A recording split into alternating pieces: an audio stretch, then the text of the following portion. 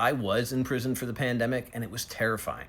Because inside, one of our biggest fears was always that we would be left behind, that there would be nobody there to open the doors, to feed us, to make sure we had water, to have any of those things. And then all of a sudden, the pandemic happened, and guards are talking about not showing up for work, and talking about shutting down prisons and shutting down state lines, and it seemed like it might actually happen.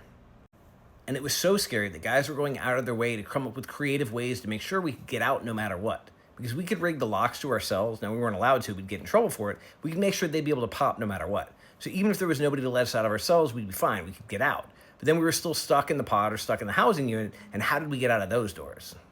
One guy started experimenting at work with how you cut metal with electricity, basically trying to figure out if you could make a jackleg plasma cutter using 110, and he made it work.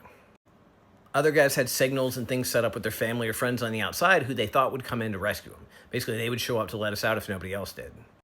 And I had one boss who promised he would be back for us if it's the last thing he did.